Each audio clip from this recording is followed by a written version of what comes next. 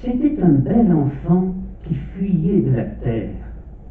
Son œil doux du malheur portait le signe austère. Ses blancs cheveux flottaient sur ses traits pâlissants, et les vierges du ciel, avec des chants de fête, aux palmes du martyr, unissaient sur sa tête la couronne des innocents. Victor Hugo.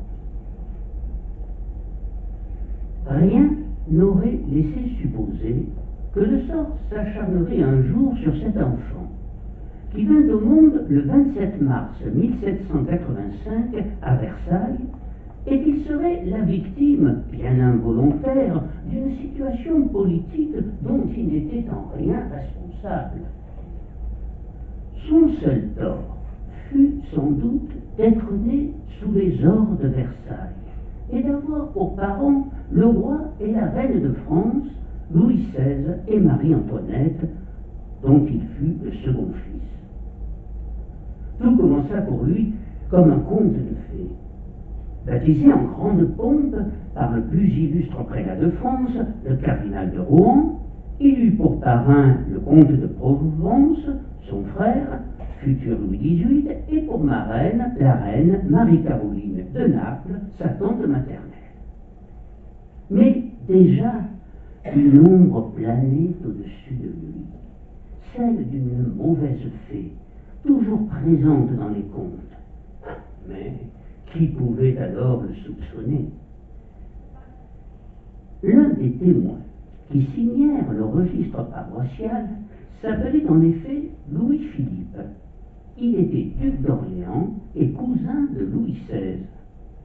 Dans quelques années, il prendra le nom de Philippe Égalité et votera la mort du roi. Louis-Charles, cet enfant dont le destin sera exceptionnel et tragique, passa sa petite enfance au château de Versailles avec sa nourrice Agathe de Rambaud. C'est un bel enfant aux yeux bleus et aux cheveux blonds en franges sur le front qui lui descendent jusqu'à la nuque, mais il est petit et plutôt chétif et sa santé est assez fragile. En 1788, il parle déjà presque couramment et s'intéresse à tout. Tout le monde l'adore à Versailles, des plus modestes valets aux grands de la cour. Sa mère, qui avait pour lui une tendresse maternelle, si rare alors chez les princes, l'appelle « mon petit chou d'amour », et son père joue souvent avec lui. Mais déjà, il lui parle avec gravité, comme un grand garçon. Il lui arrive parfois de l'emmener dans son atelier, son refuge secret, où il manie les outils avec habileté, s'adonnant à l'une de ses passions, la serrurerie. L'enfant le regarde fasciné et attentif. Cette année 1788, cette même année 1788, au mois de mai, à Paris, toute la rue des Cordeliers est en émoi, et les gens sortent sur le seuil de leur porte pour voir passer un mariage, celui de l'un des fils du quartier, qui n'est pas serrurier ou boucher comme son père, mais cordonnier. Antoine Simon, un homme de 52 ans, épouse ce 29 mai Marie-Jeanne à la Dame, la gentille femme de ménage de la rue de Touraine, de 6 ans sa cadette. Qui aurait pu penser que ce couple modeste, qui se rendait, suivant un usage mémorial, à la chapelle de la confrérie de Saint-Crépin, patron des cordonniers, à Notre-Dame, alors très proprement blanchi de neuf au lait de chaux, avec son Saint-Christophe gigantesque au premier pilier de droite, rencontrerait un jour le fils du roi de France, et que le destin du petit Louis-Charles allait être lié si étroitement au leur. Normalement, Louis-Charles n'était pas né pour régner, mais voici que la mort de son frère aîné, Louis-Joseph Xavier, d'une tuberculose osseuse, en juin 1789, allait en faire le dauphin de France à 4 ans. Pour son malheur, Antoine Simon, le cordonnier de la rue des Cordeliers, était un brave homme, estimé par tout son quartier, qui se rassembla pour la cérémonie religieuse dans le hameau de Saint-Bonnet, connu pour ses guinguettes fameuses et où les noces populaires se rendaient invariablement une fois les dévotions faites.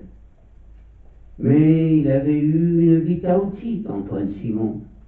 Marié une première fois à 30 ans et veuf depuis 3 ans, il avait été ruiné après la faillite de la gargote qu'il avait tenue pendant quelques années, à la mort, et également par la mort de son épouse. Ce mariage avec cette femme travailleuse, dure à l'ouvrage, excellente ménagère, et qui possédait de surcroît une petite rente viagère que lui avait léguée Madame Séjean, la marchande de vin de la rue des Cordeliers, chez laquelle elle avait longtemps servi, représentait pour lui un nouveau départ. Ce n'était pourtant pas l'opulence au début, et quelques mois après la noce, on frôlait même la misère. Mais Antoine et Marie-Jeanne étaient tous deux très motivés et entendaient bien s'en sortir. Paris était alors en pleine ébullition révolutionnaire. Des districts, puis des sections étaient constitués un peu partout dans les quartiers parisiens. La garde nationale était organisée, et tout cela resserrait encore cette intimité qui existait entre les gens dans les quartiers, dont chaque rue formait une sorte de petite bourgade où tout le monde se connaissait de longue date. Les gens commencèrent d'abord à se retrouver dans des clubs. La section des Cordeliers était de toutes la plus dense, la plus peuplée et la plus active du faubourg Saint-Germain. Mais c'est lorsque l'avocat Danton fut nommé ministre le 10 août 1792 que le quartier tout entier s'enfiéra. Les fenêtres de Danton faisaient face à celles des Simon. Simon, qui bénéficia, comme tous les membres de la section, d'un honneur et d'une réputation inusitée. Danton serrait les mains de chacun, tutoyait tout le monde et demandait à ce qu'on le tutoie, et chacun, à son contact, avait l'impression d'être quelqu'un d'important. Et Simon le premier, qui avait connu plus d'échecs que de réussites dans sa vie, Simon le premier entendit tirer son épingle du jeu. Il devint très proche du ministre au point de se trouver bombardé, du jour au lendemain, commissaire de la commune provisoire. Comme il n'a rien à perdre et tout à gagner, il n'hésite pas à s'investir pleinement et à se mêler au grand tourbillon révolutionnaire, déployant un zèle qui le fait remarquer par les plus hautes instances de la commune, dont le fameux Chaumette, qui deviendra procureur de la commune en décembre 1792. Quant à Marie-Jeanne, elle est tout aussi active, s'installant à demeure au couvent des Cordeliers, transformé en hôpital pour les Marseillais blessés du 10 août lors de la prise des Tuileries. Elle se fait remarquer aussitôt par son courage et son humanité, ne comptant pas ses peines et se dévouant nuit et jour pour ses blessés, non pas tant par vanité personnelle, afin d'interpréter son petit morceau dans la partition tragique qui se jouait, comme on l'a dit souvent, mais par charité naturelle et un amour évident de son prochain qui lui venait de l'éducation religieuse de son enfance.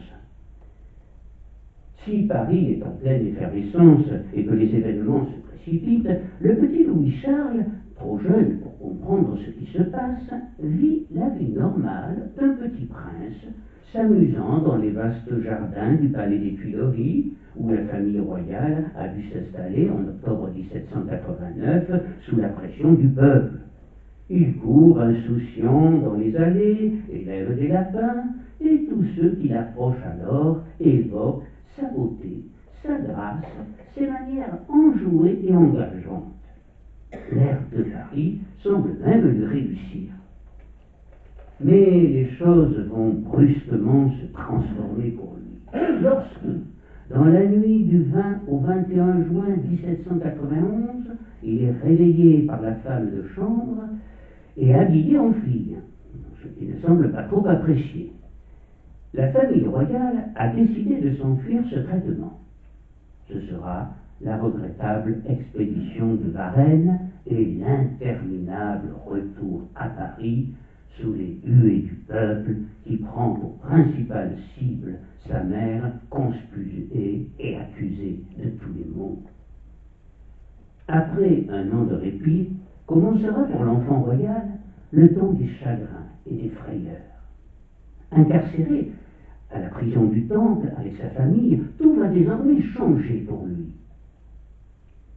Bouleversé le 20 janvier 1793 par les adieux de son père venu annoncer à sa famille son exécution, il est encore plus peut-être le lendemain lorsque sa mère s'agenouille à ses pieds, tandis qu'au loin des salves d'artillerie saluent la décapitation du roi. Par ce geste extraordinaire, Marie-Antoinette salue le nouveau roi de France, car, suivant l'ordre dynastique, il est désormais reconnu par la noblesse et les puissances coalisées comme héritier de la couronne de France sous le nom de Louis XVII. Si tout change désormais pour l'enfant, tout change aussi, et de façon positive, pour le cordonnier Simon. Choumette, le procureur de la commune, qui, à ce titre, a la haute main sur la prison du Temple, va s'intéresser à lui. Simon est en effet l'homme qu'il lui fallait, on pourrait presque dire l'homme providentiel. Chargé de veiller sur le fils de Capet, Chaumette, qui avait troqué au début de la Révolution son prénom honorable de Gaspard pour celui d'Anaxagoras, fameux lacédémonien pendu pour son républicanisme, avait lu dans Jean-Jacques Rousseau qu'Émile honore beaucoup plus un cordonnier qu'un empereur, ce qui le flattait étant lui-même fils d'un cordonnier de Nevers.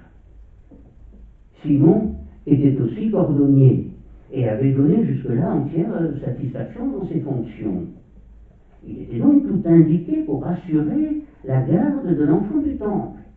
D'autant plus que, ardent patriote, il avait su résister à toutes les séductions et au cours de l'une de ses fréquentes gardes au Temple, avant et depuis la mort de Louis XVI, il était l'un des rares qui, au contact des prisonniers, n'avait jamais paru s'attendrir.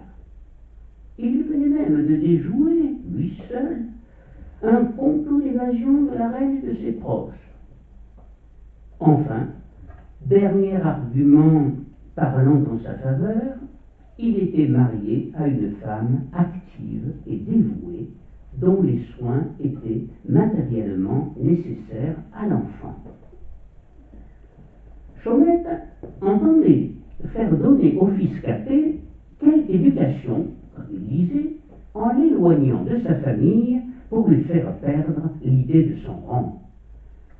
C'est en somme la mission qu'il fixa à Simon, élever le prince à l'état d'homme, et en faisant un vrai petit sans-culotte, et en lui faisant apprendre plus tard un bon métier manuel.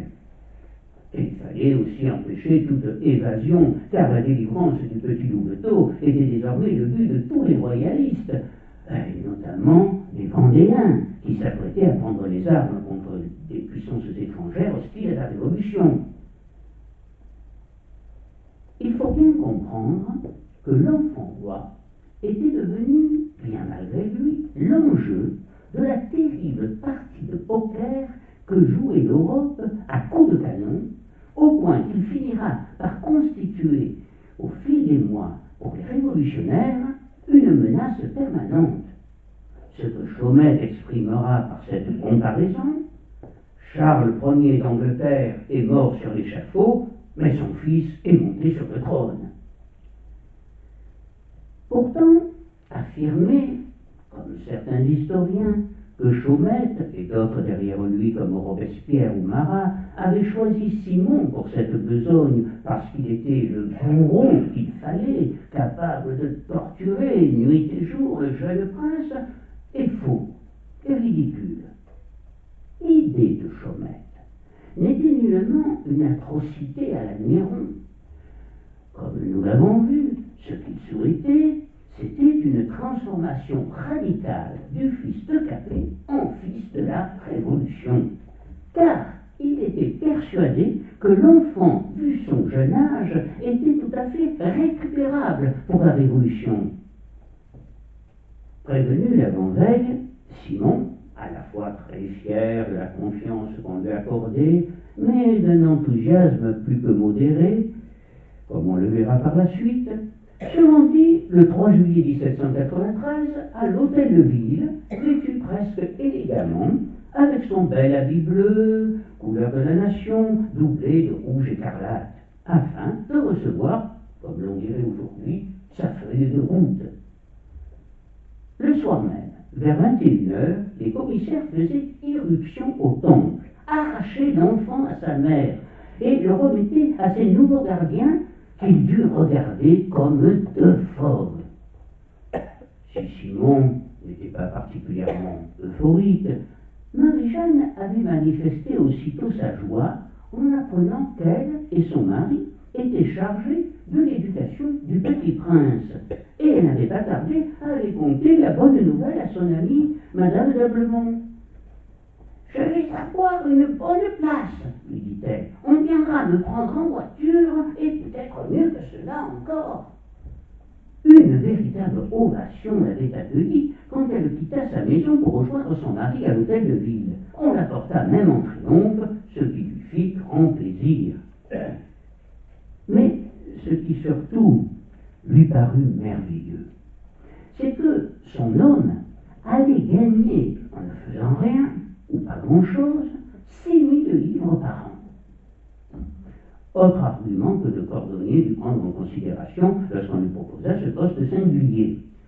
Quant à elle-même, elle en aurait 4 000. Un véritable pactole en assigna. Comment ne pas être heureuse? Par ailleurs, elle aimait beaucoup les enfants, bien que n'ayant jamais pu en avoir elle-même, et elle allait prendre le rôle qu'on lui confiait très à cœur.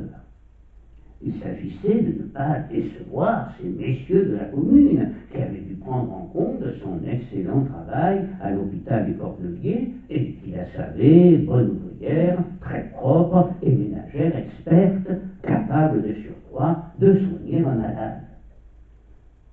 L'investiture du couple Simon, nullement cruelle dans l'intention de Chaumette, allait pourtant l'être terriblement dans ses résultats. Comment d'ailleurs aurait-il pu en être autrement? Si l'on se met à la place de l'enfant qui avait vécu à Versailles dans le luxe, entouré et choyé par de belles dames, duchesses, marquises, gouvernantes et sous-gouvernantes, femmes de chambre, femmes d'atour, habilleuses, berceuses, feuillières, tout un monde de femmes qu'on imagine si élégamment délicates et si pleines de respectueuse attention pour lui.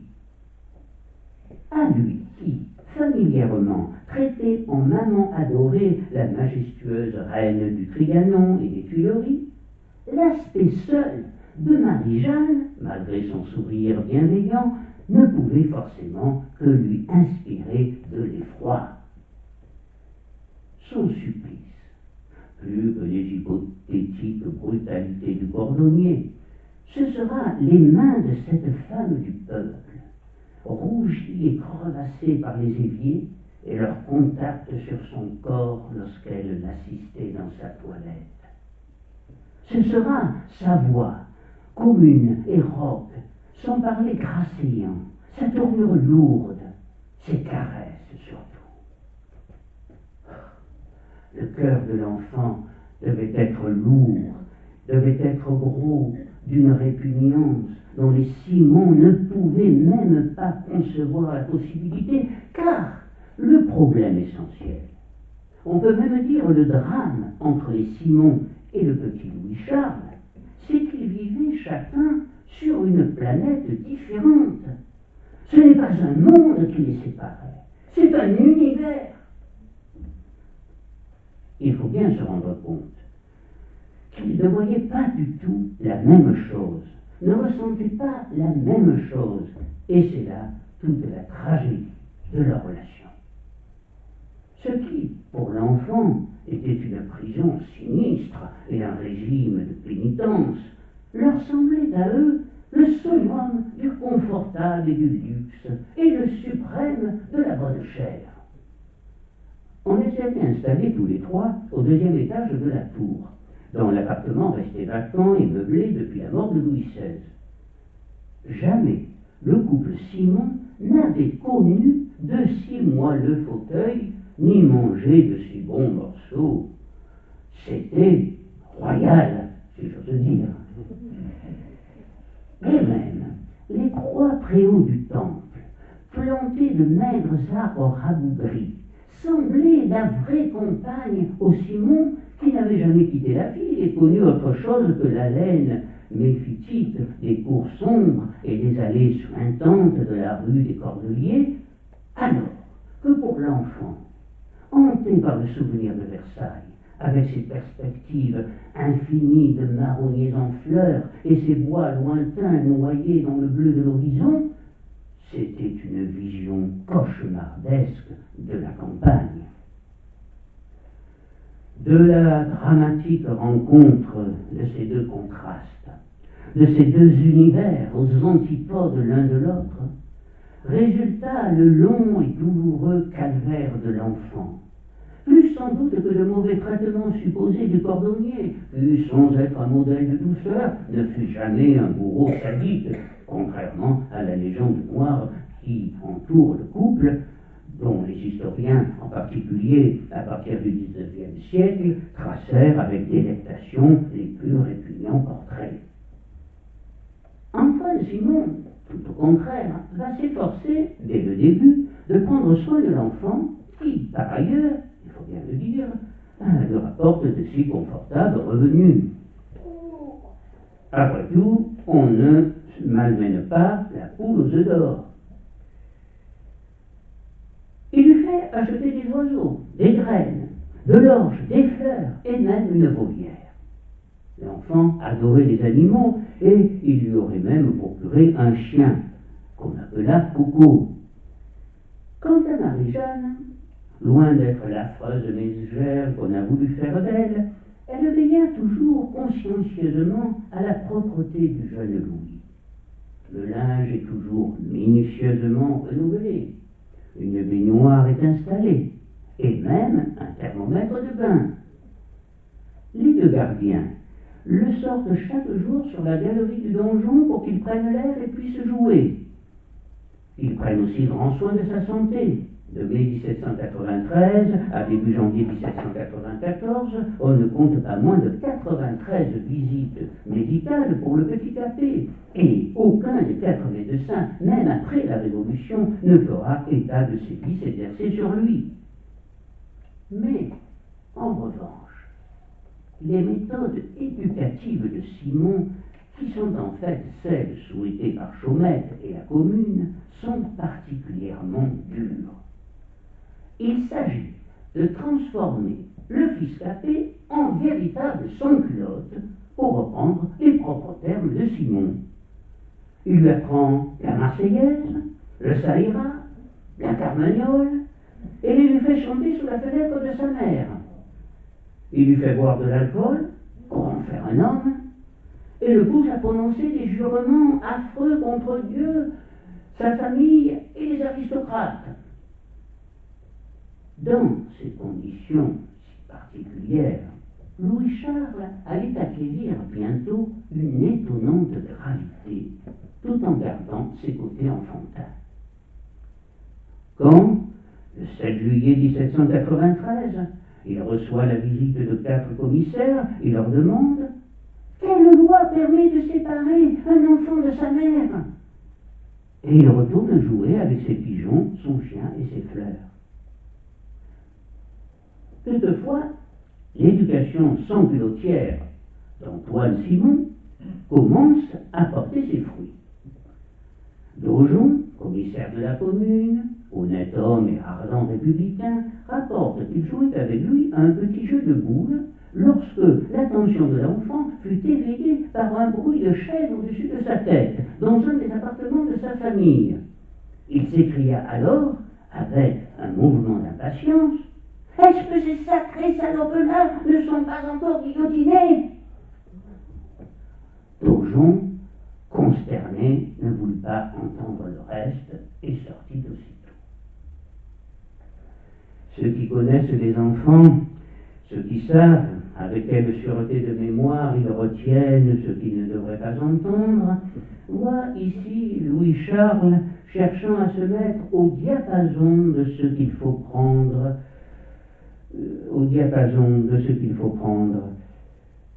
C'est donc, il faisait en quelque sorte l'homme en jouant au crâne. Voilà comment on peut prendre cette réflexion terrible. L'anecdote n'en reste pas moins effroyable, mais d'une authenticité irrécusable. Sans doute peut-on conclure qu'au bout de quelques mois, Simon avait réussi sa mission. Rien n'est moins sûr, car Louis XVII, à l'approche de ses 10 ans, avait pris conscience de sa situation.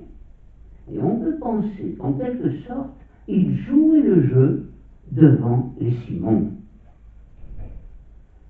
Lorsque se prépara le procès de Marie-Antoinette, on lui fit signer une déposition, selon laquelle il y avait eu des gestes indécents nuisibles à sa santé, témoignage des habitudes pernicieuses instruites par sa mère et sa tante. D'après le même document, sa mère aurait eu une fois un rapport sexuel avec lui.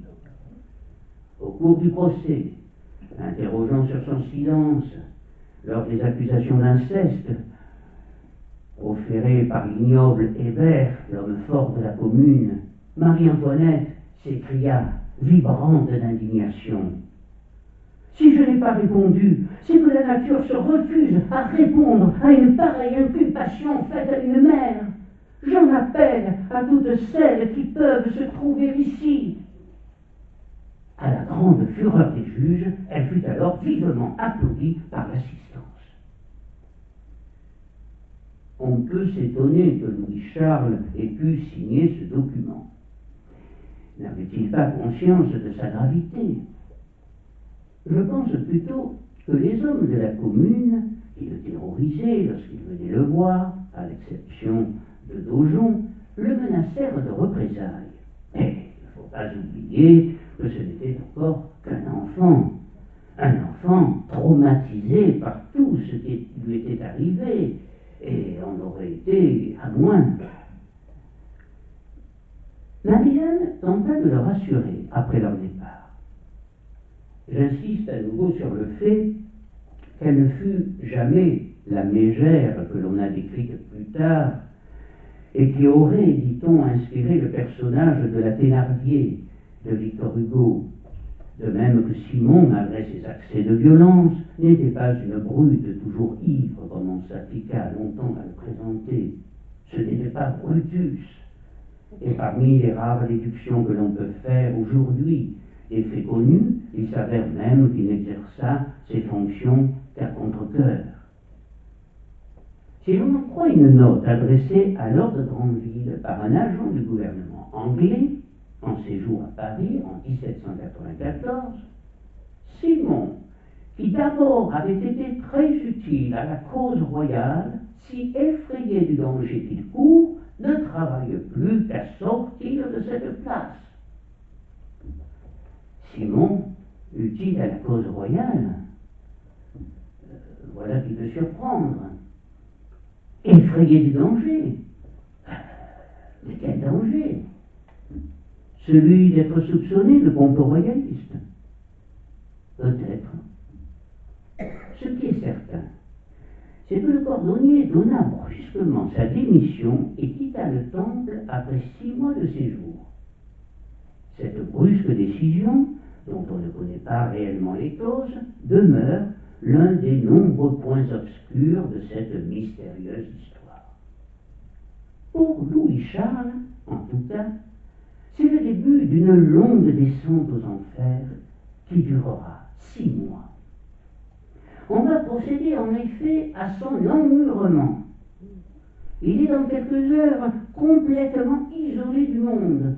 On ne peut plus parler, il ne peut plus parler à personne, et personne ne lui parle. sans feu ni lumière, éclairé seulement de réverbères suspendus en face des barreaux. Il n'a pas d'eau pour se laver, presque pas d'air, et il n'est visible qu'à travers un guichet grillé par où on lui fait parvenir sa nourriture. Ses besoins naturels ne sont pas évacués. Il est rongé par la gale et vit accroupi au milieu des poux et des punaises. Comme on peut l'imaginer, dans ces conditions de vie effroyables, l'état de santé de l'enfant se dégrade rapidement malgré une embellie après le 9 Thermidor. Barras, devenu le roi de la République, après la chute de Robespierre, nomma en effet un nouveau geôlier en la personne de Laurent, un créole, qui s'efforça d'améliorer un tantinet la vie de l'enfant malgré l'opposition du comité de sûreté générale. Un témoin l'a décrit ainsi au début de l'année 1795. Courbé et accroupi, bas retroussé, une tumeur au genou et une au bras, dans l'impossibilité de se redresser et ayant le cou rongé de gale. Son martyre s'achevera le 9 juin 1795 et son corps enterré probablement dans une fosse commune au cimetière Sainte-Marguerite dans la plus stricte discrétion. Son acte de décès mentionne Louis-Charles Capet, fils de Louis Capet, dernier roi de France, et de Marie-Antoinette d'Autriche. Ainsi s'achève la vie de l'enfant du Temple, Louis XVII pour les royalistes, mais le mystère commence et va prendre des dimensions considérables jusqu'à nos jours. En effet, moins de 5 ans après sa mort officielle, deux mots sont de plus en plus couramment prononcés: évasion et substitution. Tout d'abord, une constatation s'impose. Tant que les Simons gardent l'enfant, aucun doute n'est possible.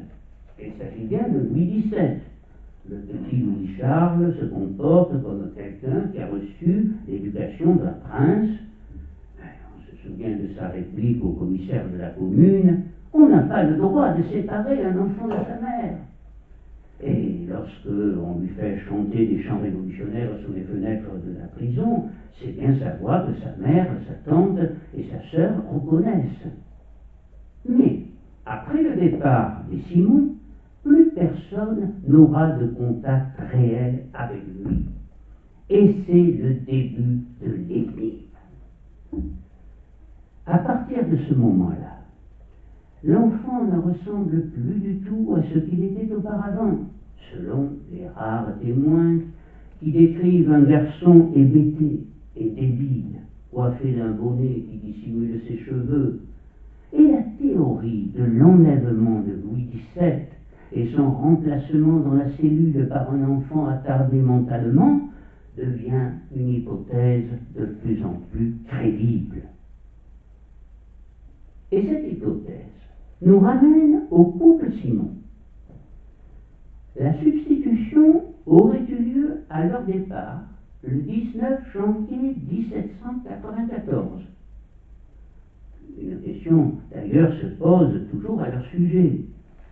Les Simons troquaient volontairement une place de 10 000 livres, sans compter la nourriture, le logement, le chauffage et l'entretien, contre un dénuement assuré.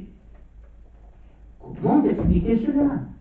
Même si Simon aurait redouté un danger s'il poursuivait sa tâche auprès de l'enfant. L'interdiction, récemment décrétée, du cumul des places, aurait-elle pu être une cause plus crédible de la démission du cordonnier? Je ne le pense pas, puisqu'on le retrouve peu de temps après son départ du Temple et toujours commissaire de section, nommé en remplacement de Crépin dans la surveillance des chariots. En quoi consistait exactement cet emploi? Je vous avoue que je ne le sais pas précisément. Le charroi est le transport par chariot ou charrette de marchandises. Ce fut aussi, sous la Révolution, le transport de prisonniers jusqu'au lieu de leur exécution publique. On appelait également charroi le convoi militaire. Qu'était donc venu faire Simon dans cette galère, ou plutôt dans cette charrette, dont on verra qu'elle finira plus tard par l'emporter? Quant à son départ inattendu du temple, eut-il un autre motif? Et lequel? Ces questions restent sans réponse. Mais venons-en pour essayer d'explorer cette théorie de l'enlèvement et de la substitution à la fameuse journée du dimanche 19 janvier 1794, le jour où les Simons déménagèrent. Le ciel était bas et menaçant. Au petit matin, une brume humide et tiède recouvrait la capitale. Toute la journée, ce ne fut dans l'escalier de la tour qu'un va-et-vient incessant et insolite. Marie-Jeanne semblait nerveuse et angoissée. Elle comptait son linge, descendait aux porte-gardes, adressait ses adieux à tout le personnel que l'événement distrayait. Elle trottinait dans les cours, toujours boueuse de neige fondue, tassait ses hardes dans une charrette, remontait péniblement, souffrant de son asthme, alourdi par un embonpoint excessif. Il faut ajouter qu'elle se remettait à peine de problèmes de santé, notamment d'un grave engorgement du foie, et qu'elle avait même dû rester au lit plusieurs jours, soignée par le médecin Naudin. Ce n'est qu'à 9 heures du soir qu'on parut prendre le temps de s'occuper de l'enfant. On le présenta au commissaire de service, chargé de vérifier l'état physique du captif. 4 nouveaux venus, Lebrun, Lanier, Cochefer et Laurin, qui signèrent le reçu attestant que Simon et sa femme leur avaient exhibé la personne de Capet prisonnier, étant en bonne santé, les requérant à se décharger de la garde du Capet et de leur en accorder la décharge provisoire. On ignore tout de la séparation. Quelle fut la réaction de l'enfant, qui avait fini par s'attacher à ses geôliers, malgré sa répulsion initiale, et même si leurs univers respectifs ne s'étaient guère rapprochés? Quelle fut sa contenance face au nouveau commissaire? Faute de témoignages, on en est réduit à se livrer à des conjectures. Il semblerait en tout cas que Marie-Jeanne paraissait très éprouvée. Ce que l'on sait avec certitude, donc, c'est qu'elle paraissait très éprouvée. Et que tard dans la nuit, une nuit sinistre de brouillard épais, les portes du temple s'ouvrirent, et que les Simons se perdirent avec leur charrette dans la bruine opaque.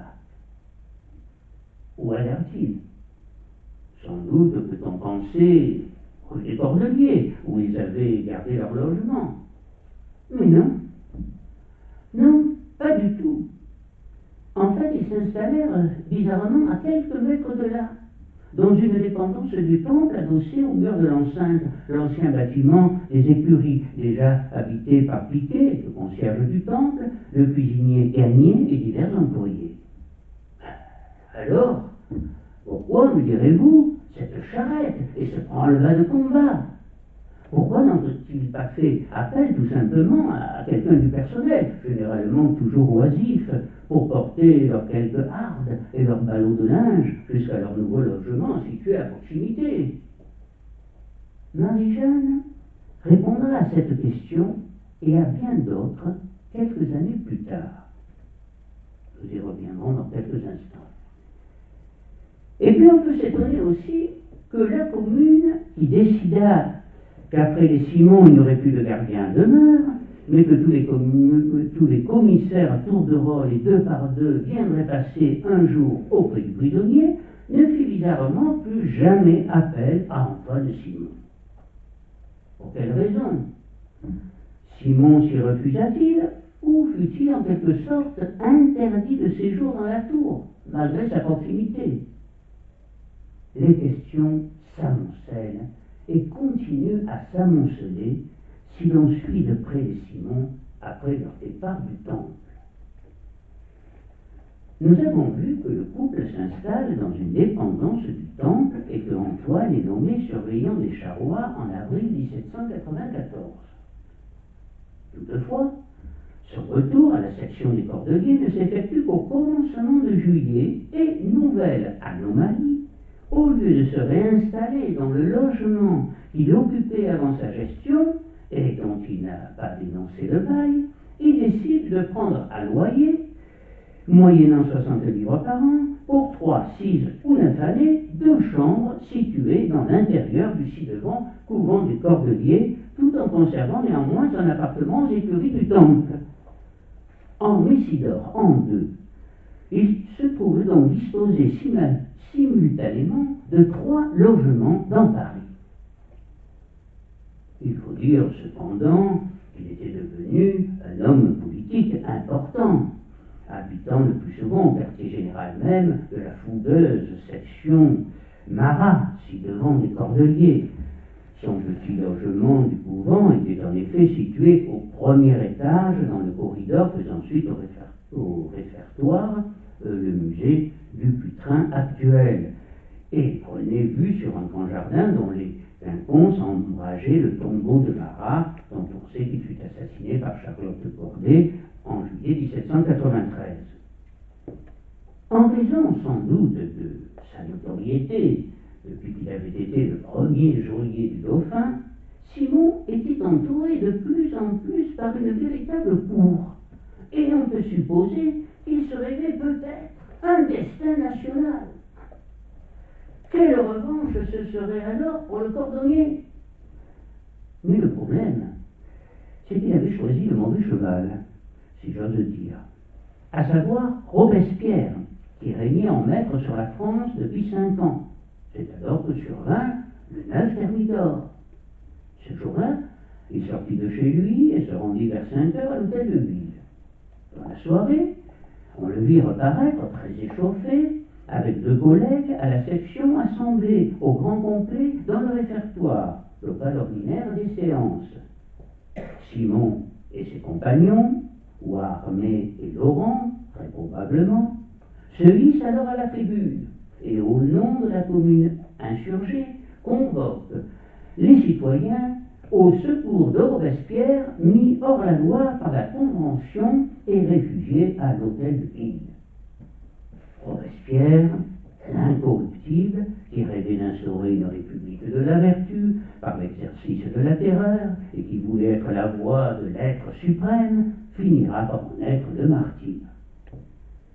Simon, qui était sans doute un bien meilleur orateur, parla pourtant longtemps et avec chaleur, en se faisant l'avocat de l'incorruptible. Mais les gens restèrent de marbre. C'est alors que le journaliste Fiévé prit la parole en imposant le silence. Il est aussitôt applaudi et enlève la salle. Simon et ses 2 compagnons sont arrêtés manu militari, jetés en prison et conduits dès le lendemain à la conciergerie où ils accompagnèrent Robespierre à l'échafaud. Tout cela se passa si vite que Marie-Jeanne, qui commençait à s'inquiéter de ne pas voir son homme de retour, apprit avec consternation qu'il venait d'être décapité. Il faut préciser que le peuple de Paris ne semblait plus alors s'intéresser à la politique. Las de s'en passionner sans jamais y rien comprendre. Et cette fameuse journée du 9 Thermidor et les suivantes laissèrent la majorité des gens indifférents, d'autant plus que l'on était habitué depuis 1789 au roulement de tambours, aux appels aux armes et au tintement de tocsins. Après la mort de Robespierre, le 28 juillet 1794, les Parisiens eurent le sentiment qu'en réalité rien ne changeait vraiment. La terreur restait d'actualité et les prisons ne s'ouvraient que pour recevoir de nouveaux fonctionnaires, et au nombre desquels Marie-Jeanne, arrêtée dès les premiers jours de son veuvage. Libérée fin août, elle revint à son logement de la rue des Cordeliers, dont une année de bail était payée d'avance, mais craignant une nouvelle arrestation, elle se fit discrète. Trop malade pour travailler, malgré tous ses efforts, elle vécut très modestement avec sa maudite rente viagère. Son état de santé s'aggravant et ses ressources financières s'épuisant, grâce au docteur Naudin, le médecin de Louis XVII au Temple, qui la soignait, elle put rester dans son logement des Cordeliers jusqu'en avril 1795, puis dans une annexe de l'école de médecine où elle vécut 1 an, toujours méfiante et hantée par le souvenir de son petit Charles. Malgré son asthme, elle traversait régulièrement la ville pour aller voir une de ses cousines, portière d'une maison place Vendôme, dont les maîtres étaient émigrés. Et à voix basse, les 2 femmes s'entretenaient du jeune prince, né pour porter la couronne de France. Elles étaient sans doute les seules à parler encore de lui dans Paris. Enfin, en avril 1796, elle reçut une lettre d'admission à l'Hospice des Incurables, actuel hôpital Laennec.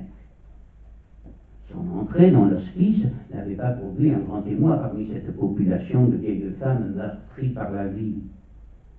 Pourtant, quand on sut que la nouvelle venue était la veuve du légendaire cordonnier exécuté en même temps que Robespierre, on commença à s'intéresser à elle.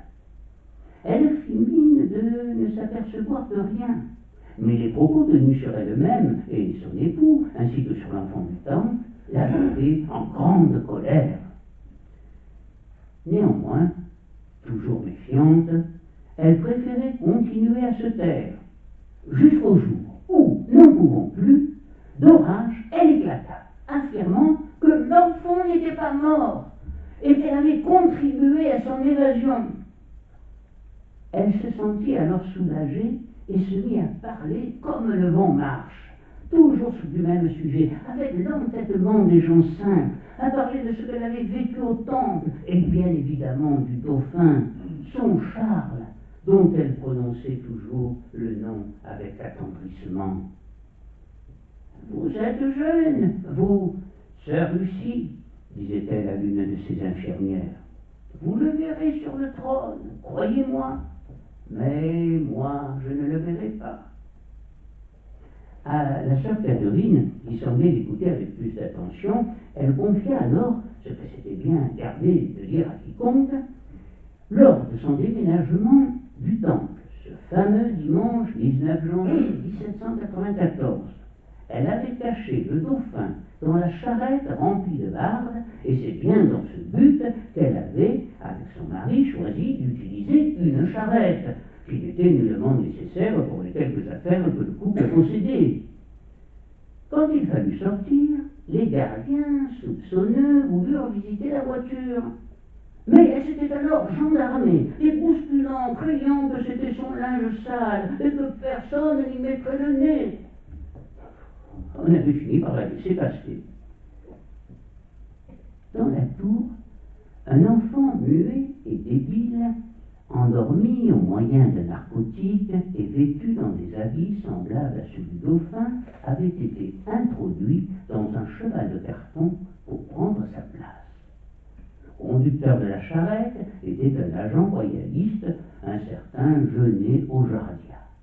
Il porta le cheval au 2e étage de la tour, et profitant d'un instant où Antoine Simon entraînait les gardiens à la comptine, tandis que Marie-Jeanne faisait le guet, il tira du jouet le petit muet, l'assit tout endormi sur une chaise, prit le dauphin, le roula dans les draps enlevés au lit, le recouvrit d'un paquet de vêtements et descendit le tout jusqu'à la charrette, sous couleur d'aider la Simon, gênante, à qui son homme laissait tout l'embarras du déménagement.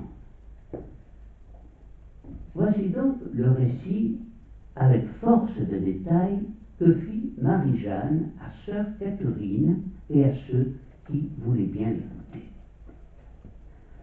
Où fut conduit l'enfant dans la charrette?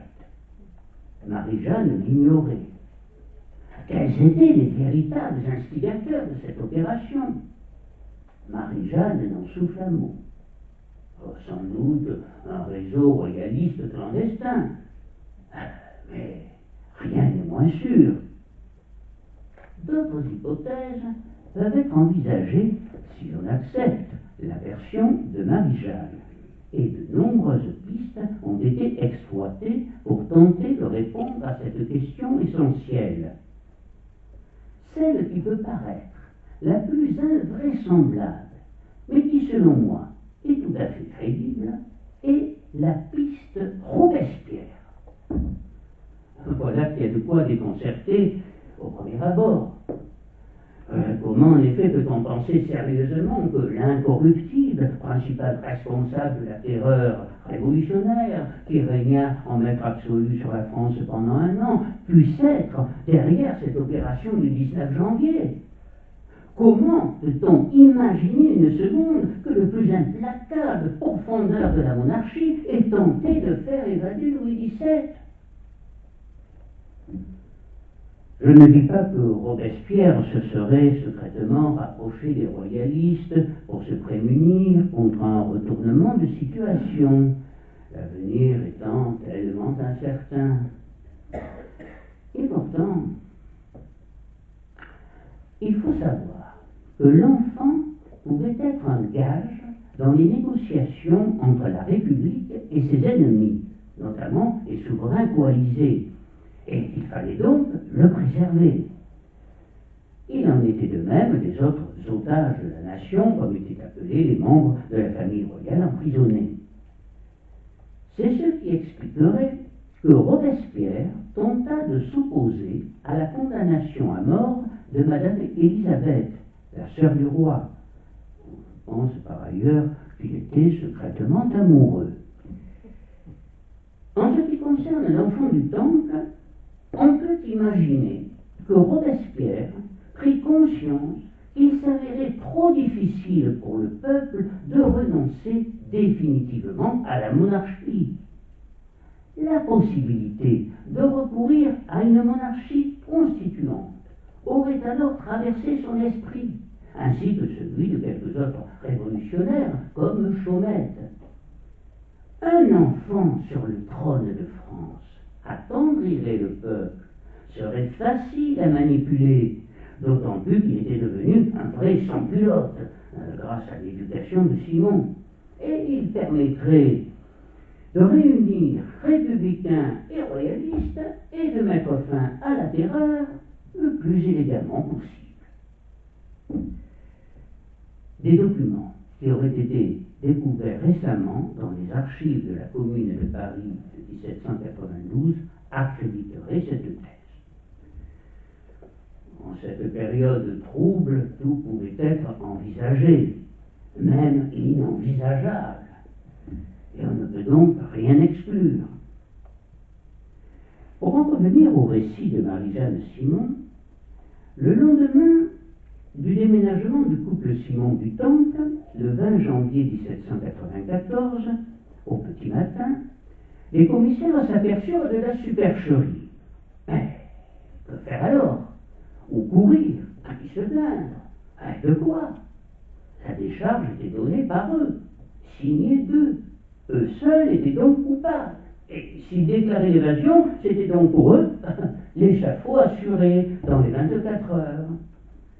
D'un commun accord, ils décidèrent donc de se taire, et pour que personne ne se rende compte de rien, de faire le vide autour de l'enfant et de le murer dans sa cellule.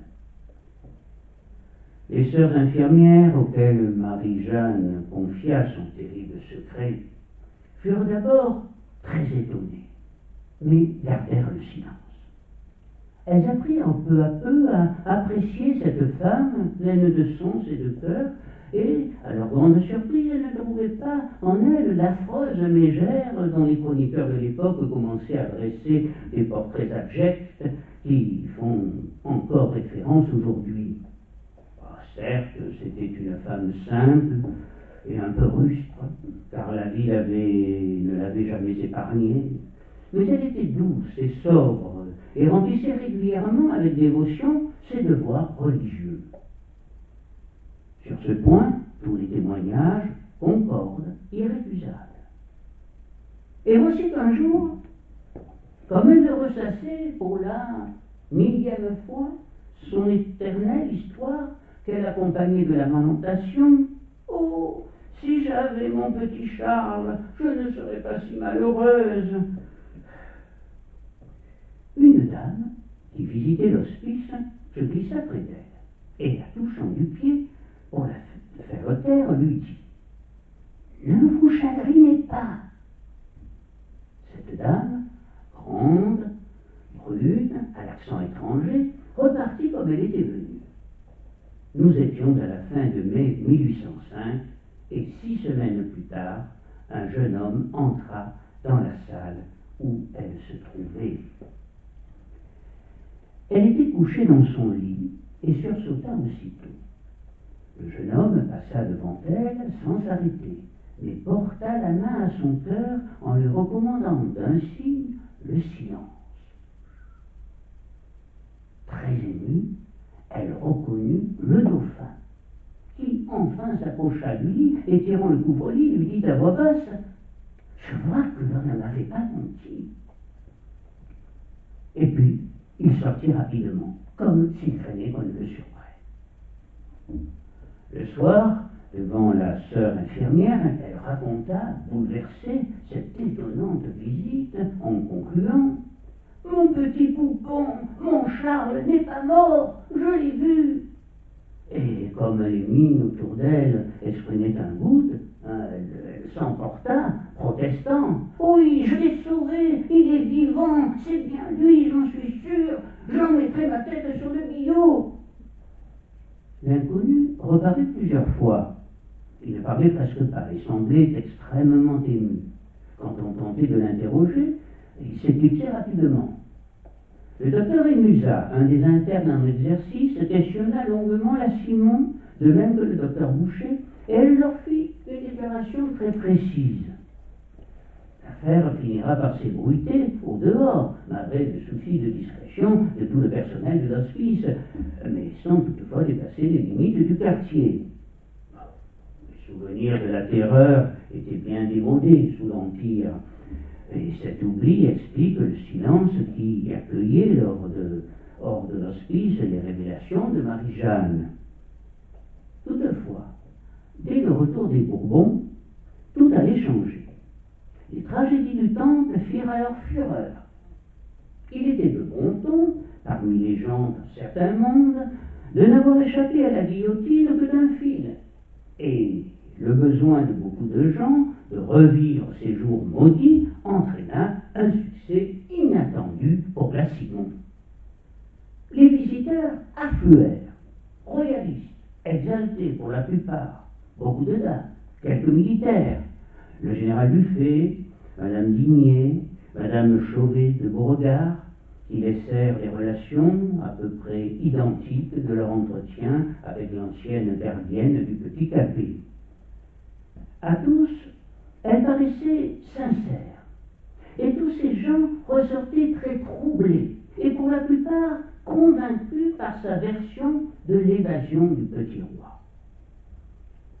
Finalement, devant l'importance prise par cette affaire et les mois qu'elle provoquait, Louis XVIII, malgré son scepticisme, finira par donner l'ordre, en novembre 1816, à ses officiers de paix de vérifier ses renseignements et d'interroger la vieille femme sur le sort de son infortuné prisonnier. Elle fut conduite rue des Saints-Pères au ministère de la Police pour être interrogée. Il en ressortira un procès-verbal signé seulement par la déclarante, contrairement à toute tradition.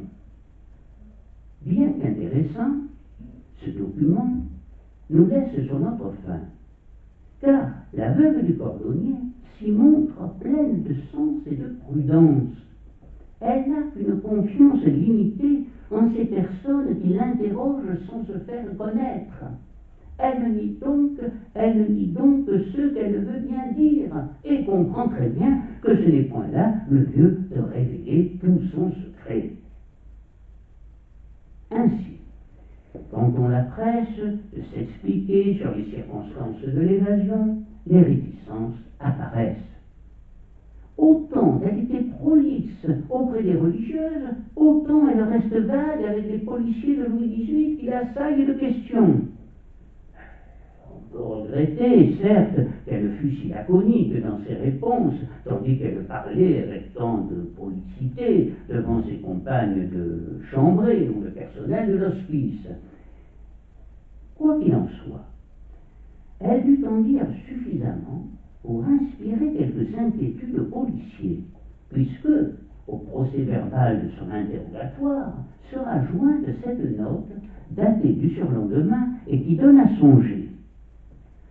La police a renvoyé la femme Simon en lui ordonnant, sous les peines les plus sévères, de ne plus rien dire à l'avenir sur ce sujet.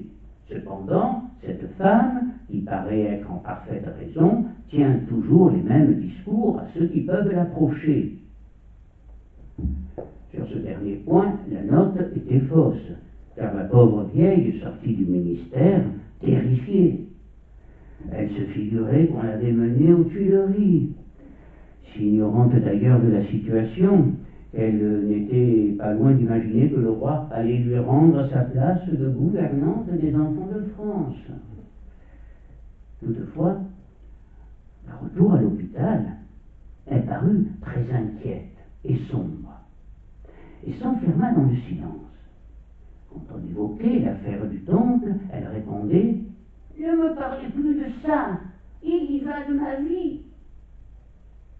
Ainsi donc, Marie-Jeanne se sentait menacée. Détenait-elle un secret d'État? En avait-elle dit plus qu'elle n'aurait voulu? Et ses propos avaient-ils eu l'effet d'une bombe? D'où les menaces si elle venait à les réitérer publiquement. Quant au fameux procès-verbal qui nous est parvenu, était-il le reflet exact de ses propos, ou n'a-t-il mentionné qu'une partie de ceci? À l'hospice, quand on voulut insister, « Je ne peux rien dire, murmura-t-elle, je ne peux rien dire. » Après son retour du ministère, elle eut des jours bien pénibles, rapportent les religieuses. Elle semblait vivre constamment dans l'angoisse. Moins de 3 mois plus tard, l'hospice a reçu la visite de Madame la Duchesse d'Angoulême. La Simon s'était préparée pour lui parler. Mais, obéissant à des ordres venus du Très-Haut, les responsables de l'hospice se saisirent de Marie-Jeanne au moment même où la voiture de la fille de Louis XVI pénétrait dans la cour des Incurables et l'enfermèrent le temps de la visite dans un réduit appelé le Capharnaüm. Elle n'en fut délivrée qu'une fois la duchesse repartie. « Quel malheur !» s'écria alors la Simon. « J'avais un grand secret à lui confier. » Quand s'ouvriront plus tard, à Rouen, les débats du procès du pseudo-dauphin Mathurin-Brunehaut, bien oublié aujourd'hui, mais qui suscita l'intérêt de Fouché, ministre de la Police, et pour ou contre lequel toute la France d'alors se passionna, l'espoir lui revint. Elle s'attendait chaque jour à être appelée en témoignage, avait préparé son petit bagage et passé des heures attifées, son beau châle sur le dos, assise sur son lit, les yeux fixés sur la porte, attendant qu'on vienne la chercher. « Je sais bien des choses très graves et très importantes dont je ne parlerai que devant la justice. » Mais on se garda bien de la convoquer. Et ce fut là sans doute sa dernière déception, car à 73 ans, la pauvre vieille, usée et dépitée, ne tarda pas à s'aliter. Des années plus tard, le jeune homme qui au printemps 1805 était venu la voir aux Incurables, et qu'elle reconnut pour être son Charles, se présenta avec quelques autres comme étant le fils de Louis XVI. Il est connu dans l'histoire des dauphins sous le nom de baron de Richemont. Il publia, 30 ans plus tard, le récit de son entrevue avec la Simon, pour laquelle il disait avoir une grande affection. Et ce récit reprend au beau près l'histoire de l'évasion dans la charrette remplie de linge. Il n'est pas possible de passer en revue cet après-midi tous ceux qui se prétendirent être Louis XVII. Profitons du cours romanesque pour les histoires tragiques d'emprisonnement, d'évasion et de conspiration qui se développa tout au long de la première moitié du XIXe siècle. Nous avons cité le baron de Richemont, reconnu par Marie-Jeanne Simon, et qui affirmera avoir été placé à l'armée sous la protection d'un faux nom et confié à Kléber puis à Desaix. Après la mort de ces deux généraux, il aurait ensuite été envoyé en Amérique par Touché. De retour en France, il sera finalement arrêté en 1818 sur ordre de Louis XVIII, pour lequel il semble être devenu véritablement gênant. En fait, il semblerait que le baron de Richemont, le petit Charles tant regretté par Marie-Jeanne, se nommait en réalité Henri Hébert, né à Paris vers 1788. Ou encore, selon d'autres historiens, Claude Perrin, né en 1786 à Lagnieu, le premier n'étant peut-être que la fausse identité du second. Accusé d'escroquerie et de complot contre la vie de Louis XVIII, il purgea une peine de 12 ans de détention à Sainte-Pélagie, où, selon Taxile Delors, ses talents culinaires étaient fort appréciés de ses co-détenus. Il s'en évada en août 1835 et se réfugia à l'étranger pendant quelques années afin de se faire oublier par la justice. Alors qu'il séjournait chez la comtesse d'Achier, dont le mari avait été page de Louis XVI, au château de Vaurenard, à Glazé, il mourut d'une attaque d'apoplexie le 10 août 1853. Son acte de décès lui attribua l'identité de Louis-Charles de France. Il y eut aussi, parmi ceux qui se prétendirent être Louis XVII, le fameux Mathurin Bruneau, dont j'ai parlé précédemment, qui aura de nombreux partisans dans l'aristocratie et mourut dans la prison du Mont-Saint-Michel en avril 1822. Il y eut Jean-Marie Hervagot, qui fut le premier à se manifester, un an après le décès officiel du prisonnier du Temple.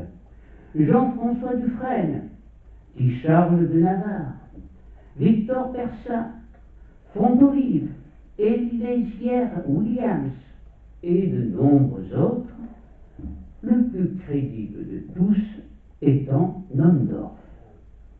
Karl William Nondorf, dont les descendants portent le nom de Bourbon et comptent des partisans dans le monde entier. Alors, Nondorf était-il Louis XVII? La science allait répondre à cette question en 1998.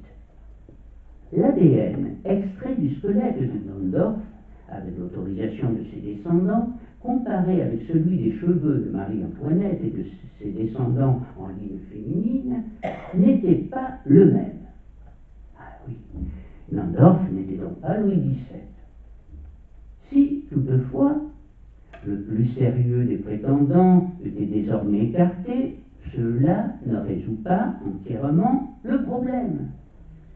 L'hypothèse de l'évasion du temple n'est pas pour autant battue en brèche. L'enfermement de l'enfant du temple permettait toutes les manigances. Une substitution reste plausible par l'un des autres prétendants, dès lors que Nondorf, comme le baron de Richemont, sont disqualifiés. Et cette évasion, qu'elle se soit passée au départ des Simons avec leur complicité, ou plus tard, est toujours envisagée sérieusement par les plus éminents historiens, et après celle-ci, on peut envisager aussi que l'enfant ait grandi, vécu et mort de façon tout à fait anonyme. Même si l'hypothèse de la mort du dauphin au Temple est aujourd'hui privilégiée par de nombreux historiens, de nombreux points d'interrogation subsistent. Alors, à la question « Louis XVII est-il mort au Temple ?» posée dans le titre de notre rencontre, et après les dernières avancées sur ce dossier, peut-on répondre oui de façon formelle? Personnellement, je serais plus circonspect et prudent, en raison, encore une fois, de toutes les questions restées sans réponse et des interrogations sur le comportement troublant des uns et des autres. De nombreux arguments des tenants de ceux qui croient toujours à l'évasion restent pertinents, même après l'examen du cœur de Louis XVII. Le cœur de Louis XVII a c'est là une histoire tout à fait extraordinaire et qui relança en décembre 1999 l'énigme de l'enfant du Temple.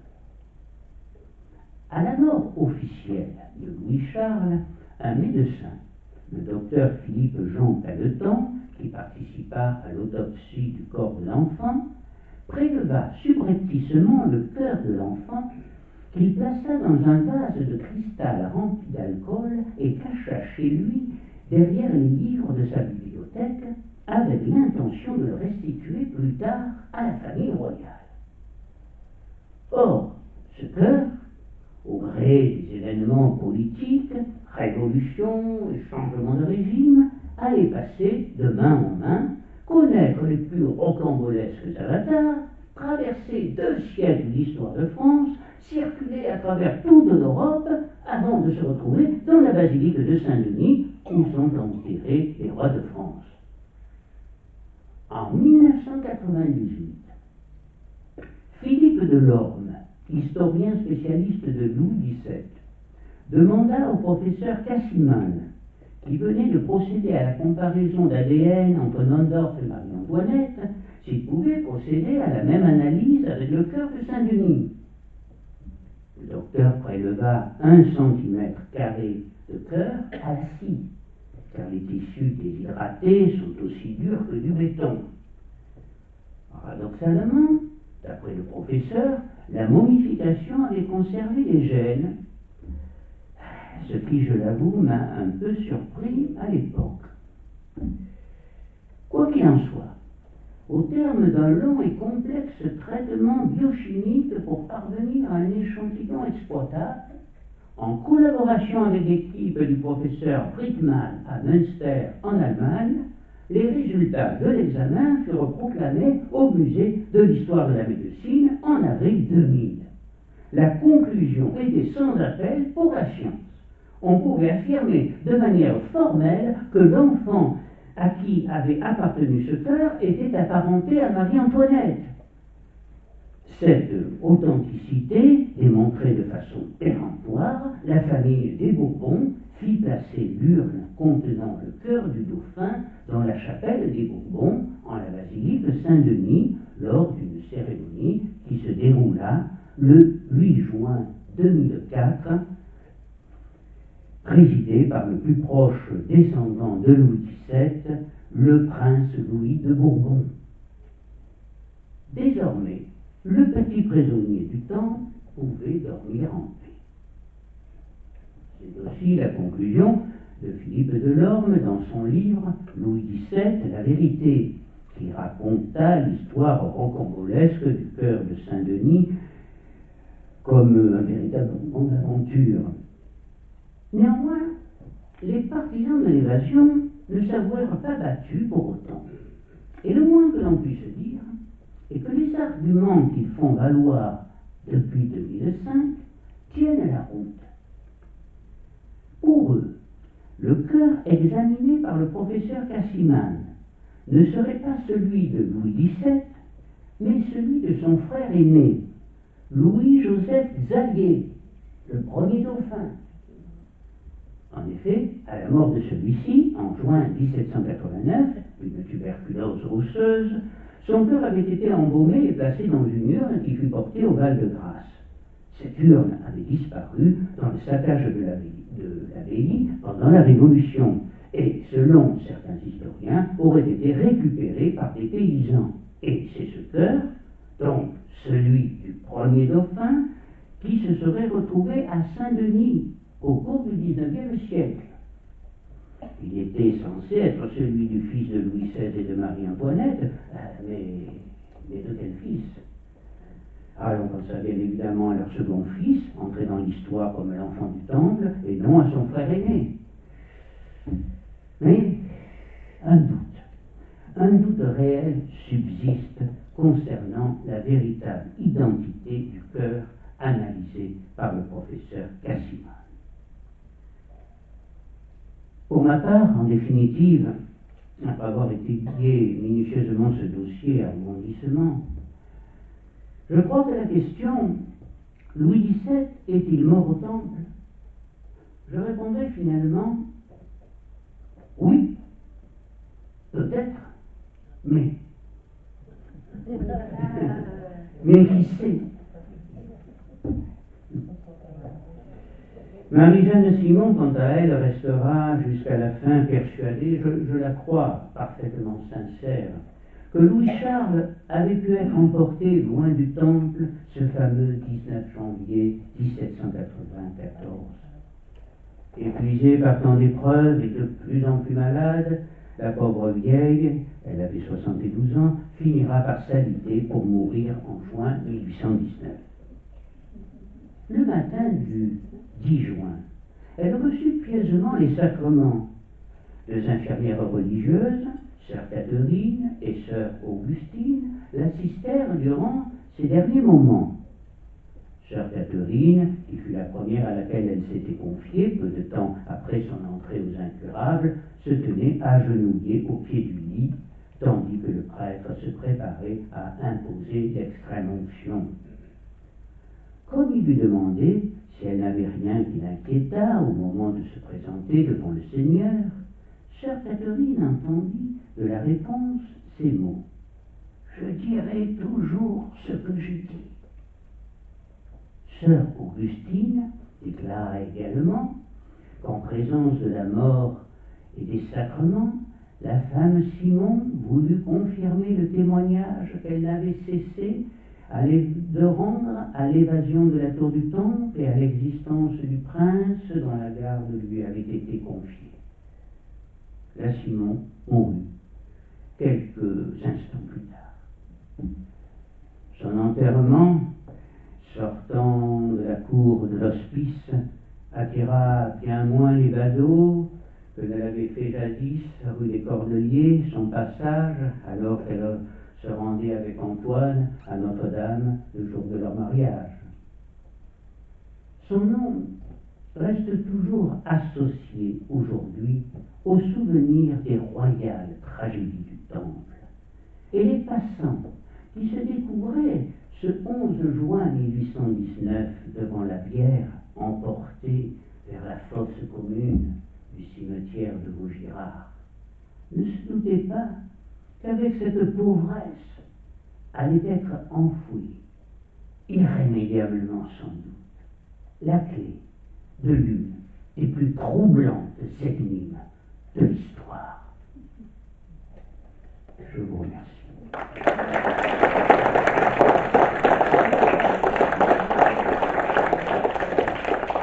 Merci infiniment. Désolé de ne pas vous avoir donné une réponse plus claire. Il y aurait peut-être un moyen de savoir exactement si le cœur est bien celui du premier dauphin de Louis XVII, ça serait de prolonger les examens, ces deux enfants n'étant pas morts de la même mort, l'un à la tuberculose et l'autre. Le problème, c'est que des examens pareils détruisent complètement le cœur, ce qui fait qu'à ce moment-là, on ne retrouve plus rien du tout, donc on préfère conserver. De même aussi un petit détail sur la piste Nordhoff et les cheveux de Marie-Antoinette. On a bien regardé le dossier. Le problème, c'est que les cheveux attribués à Marie-Antoinette ne sont pas forcément ceux de Marie-Antoinette. Donc, ils ne pouvaient pas ressembler à ce nom. Voilà. Je vous souhaite une bonne soirée et à bientôt. Merci beaucoup.